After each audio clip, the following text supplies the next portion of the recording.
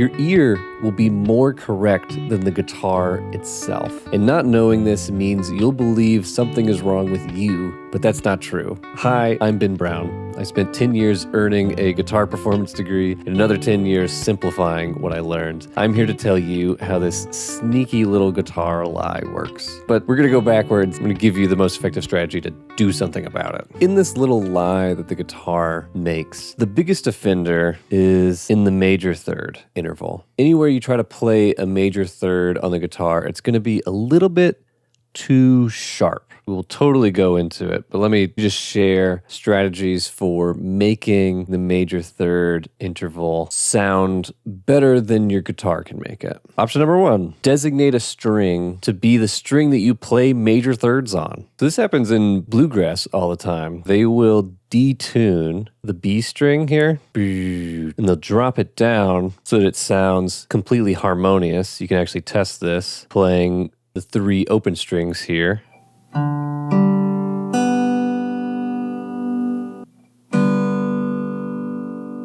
That's a G major triad with the third on the second string. That's going to sound in tune. If you were to play A, that major third is there, and that's going to sound harmonious. Or literally that same shape anywhere up and down.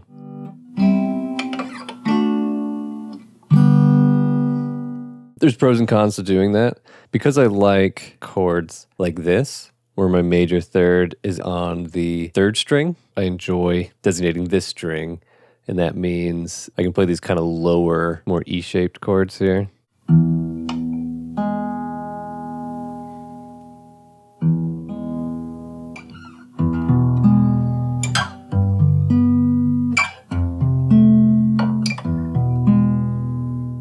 All right, number 2, you can bend or use the whammy bar. This one depends on kind of equipment that you have. This is particularly useful in soloing. Actually, it's kind of only helpful in soloing. It's easiest to explain the whammy bar. Let's say you're soloing in G. When you play this major third, because it is ever so slightly sharp, you can place your hand on the whammy bar and just drop that sharpness until that major third is in that nice little sweet spot.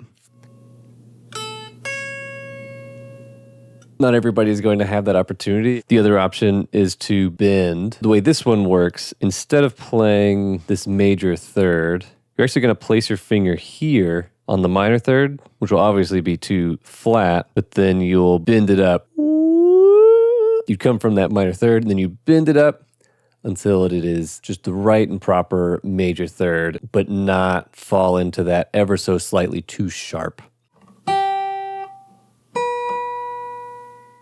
All right, option number 3, short hits or deadened strings. The less time your ear hears a note, the less accurate your brain will be in identifying it. So what are the options? You don't change anything. You just play shorter notes. It's staccato. Leave that third just as it is, but when you play it, you can either deaden the string to shorten the amount of time that the note rings out, or just like play in smaller hits. This certainly depends on the style being required, but you're just cutting it short instead of just letting it ring out. You do a little boop. And then real quick, I'm going to throw out another option. You just don't play it. Don't play the third. Instead, just sing it. Let the voice have it. Once you recognize that, you'll see that everywhere. The voice comes in and sings the third. It's a great thing. Tried and true, really. So there you go. 3 different options that you can add together to kind of circumnavigate the biggest offender in this lie.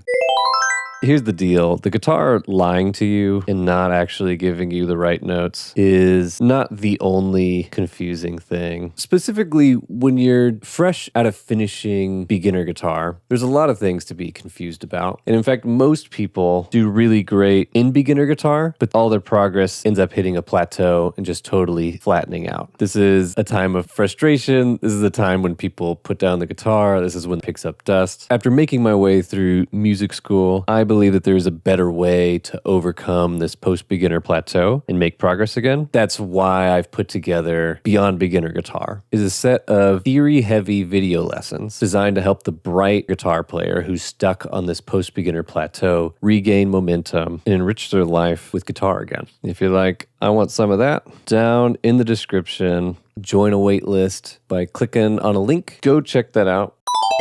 So I'm painfully aware we have not actually explained what the lie is. Now that I've given you the answer, let's actually start framing the question. To do that, we're going to check out the difference between just intonation and equal temperament tuning. All right, so let's define the terms. We've got just intonation and equal temperament. So the lie is the difference between these two things. It is how equal temperament doesn't match up to just intonation. Just intonation is just the attractive fraction-based ratios of the whole to its parts. To me, it's kind of a North Star. It's like, that's harmony. Like, that's what's harmonic. That's what sounds good. Strip everything back. Think about the fundamental of what we're doing when we play a guitar string. And let's think about just the whole string. Now, let's consider the case where we're going to place our finger exactly halfway in that string and essentially generate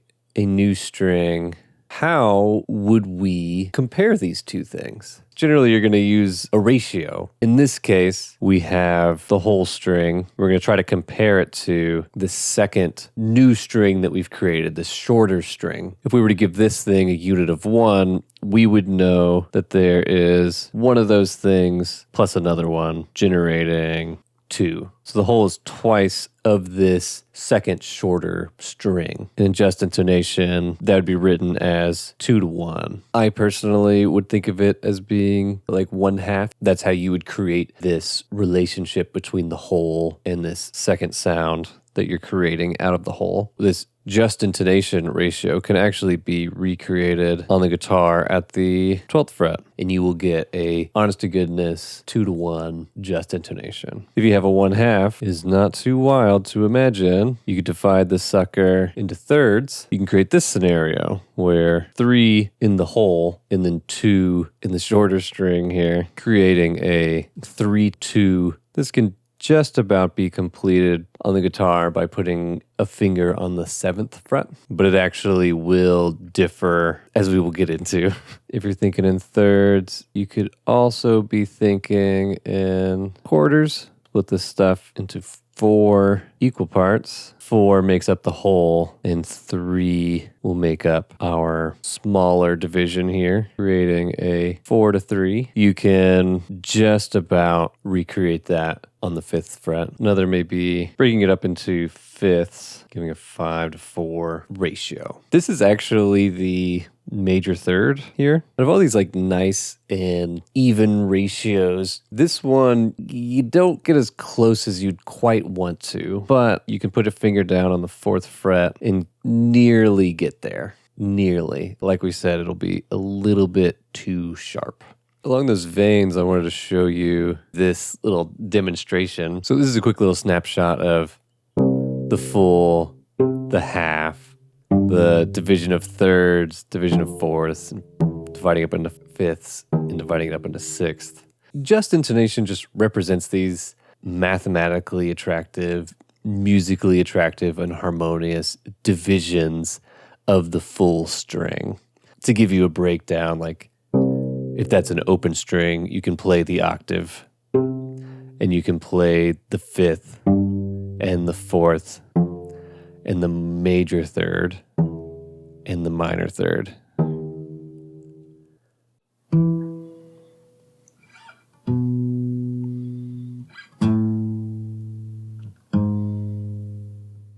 To get that full context, let's go back to equal temperament. What's going on with that? So down here, I have these boxes and I have this guitar. These are going to represent our equal temperament. They span the same here, the octave. Equal temperament is all about taking that distance, dividing it up completely, equally, and evenly by a certain number. In Western music, it is 12. Totally square, totally grid-like, even parts. I am going to make a little asterisk on that, and that is even and equal in like the logarithmic scale. The guitar itself, if you look at it, those don't look like 12 even divisions.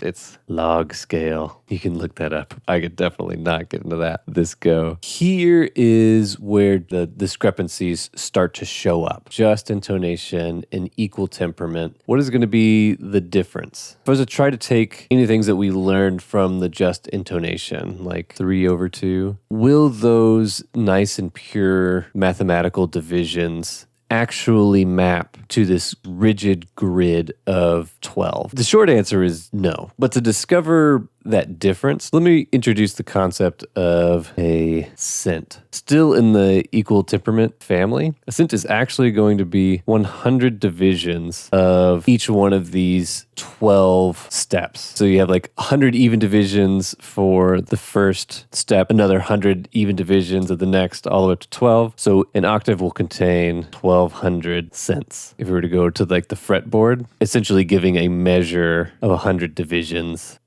in between the fret. Like if you were to move this fret wire, you could plop it into any one of these 100 slots and have a highly accurate way of sort of measuring things up. You know, you can kind of see this as like the centimeter or the millimeter of notes. So I've created a chart. I pre-baked it. Let me show you. If we're here in the 500 range, you can come in here halfway and be at 550 cents. You've taken up 550 out of the 1,200 cents that would be an octave. Okay, cool. So that's useful. We now have like little locations that we can pinpoint things at. But probably more importantly, now we have tiny little measures where we can say something was supposed to land here, but it actually landed here. This is 25 cents too sharp. We've made it 25 cents just a little bit too much. Or something was supposed to land here, but ended up landing here. This is 50 cents too flat. And so now we have a nice little measure of being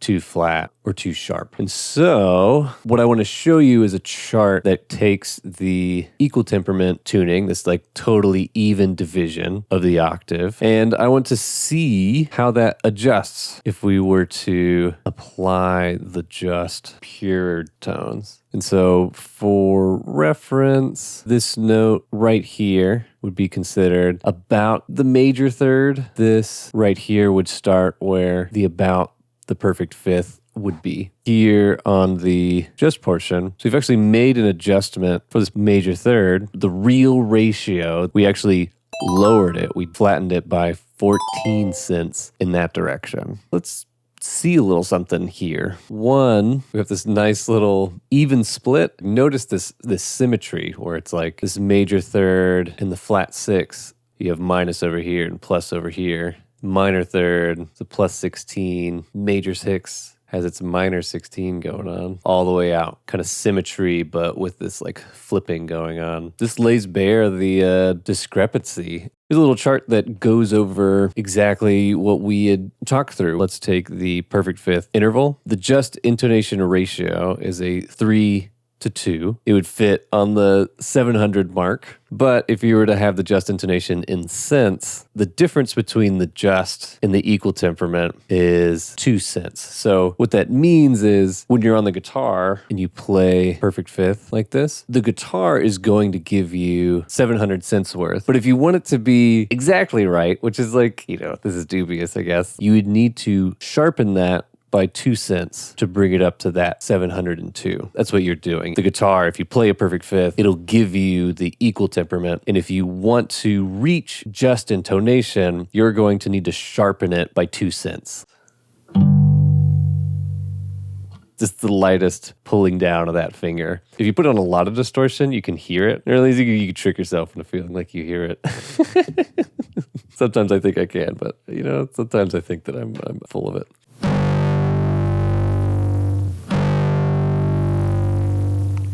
Let's return back to the third. I claim that the major third is actually the most egregious. If you're to play the major third on the guitar, it's going to deliver you 400 cents. But, and this is why it's so particularly difficult, you actually need to drop it down by nearly 14 cents And because the guitar is fretted, that fret, because it's not going anywhere, you have to do all kinds of different clever things to try to make it a 14. This is exactly where the strategy of how you might deal with it comes into play. This discrepancy of being ever so slightly too sharp is something that makes a qualitative difference in how you sound, especially in those long, sustained chords. It's locked in this grid. If you don't know that that might not be the most harmonic way of doing things, it can really trip you up. It really messed me up early on. Yeah, back to the chart. This column here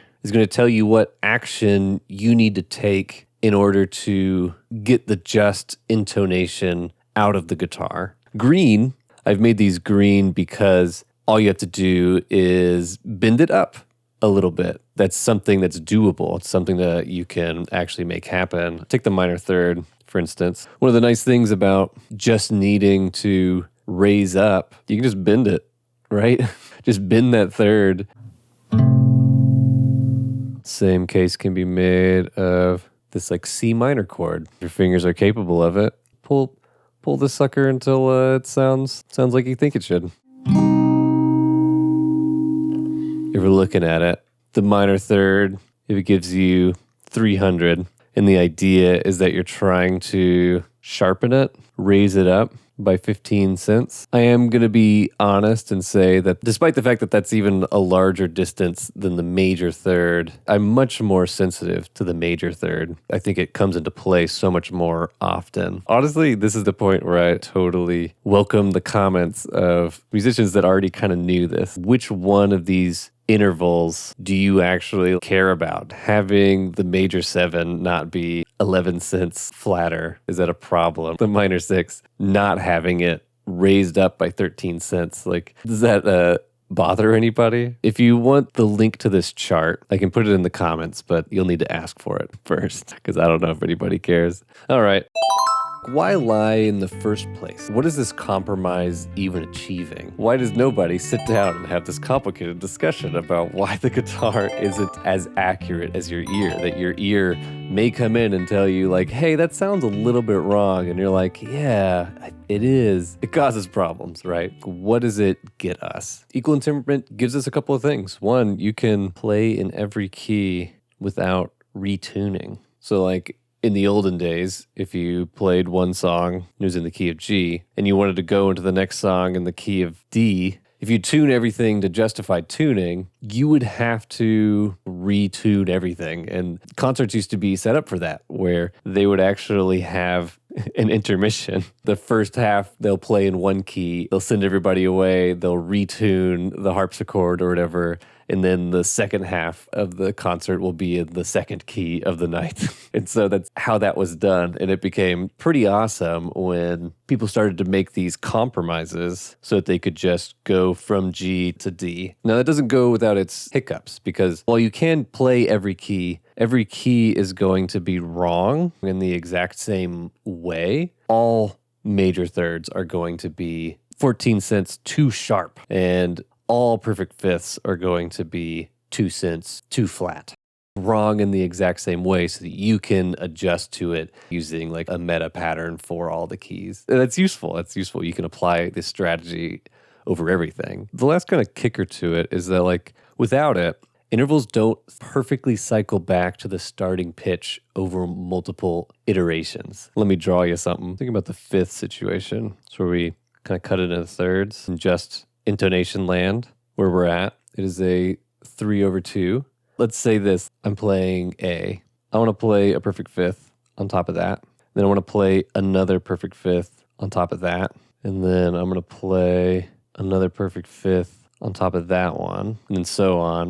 I'm going to keep on stacking them. I don't know if this would be easier to hear.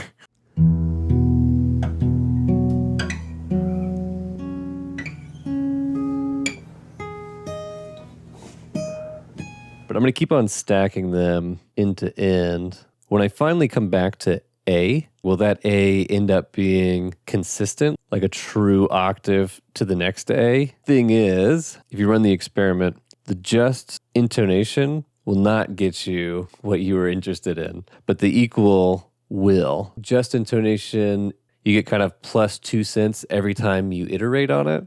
With perfect fifths, you can stack it up, but it'll require 12 iterations. And if you're mathing that out, you're actually going to end up with A does not equal the A that you get to eventually.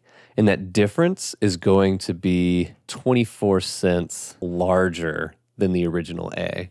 This little discrepancy here is actually called a comma drift. This particular size of difference is called a Pythagorean comma. Some call it like a microtone. And some schools of thought actually use this as an argument for why this 100 cents jump that you make every single time in Western music isn't compatible with like the deepest music that you could make. This comma drift, it's inherent to just intonation. But if you come in here with equal temperament, you shave 2 cents off of every single one of these perfect fifths so that once you get to that iteration, this A stays true to the final A that it gets to. So the equal tuning comes in for the win to like make sure your octaves are working for you. Equal temperament actually unlocks quite a bit why have the guitar and the piano and anything fretted lie to you. It really just comes down to these three things. Like the smoothness of being able to play in all 12 keys is necessary for modern music like jazz.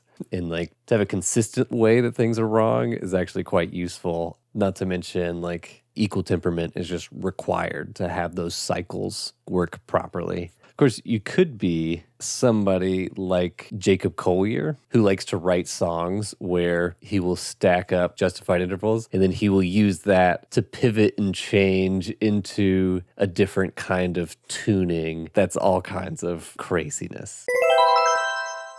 If you've made it this far, and if you find this interesting, you're probably aware of Jacob Collier and the wild, crazy things that he does. In fact, interviews with him is the reason I'm aware of this kind of thing at all. If you don't know, Mr. Collier reinvented the guitar, and it only has 5 strings. It's actually quite ingenious, and you should really mess around with it. Fortunately, you don't have to buy a 5-string guitar. Instead, you should watch the next guitar video that I have for you to learn how to tune the guitar you have at home in a new way. And exploring this, you can actually deepen your understanding of the instrument. At this point, I'm going to remind you of that link in the description to join the waitlist for Beyond Beginner Guitar. I highly recommend it for anybody stuck and lost after beginner lessons. If you like guitar videos like this, you can hit the like button and let YouTube know about it. However, I'm not going to ask you to subscribe. Don't subscribe to this channel unless you're in it for the full package. Not only do I do guitar videos like this, I also do highly technical, nerdy videos. And so if you're interested in Ben Brown and whatever Ben Brown makes, you want to click on it, that's when you subscribe. I would be all for it if that's you. Other than that, I'll see you in that next video. Bye.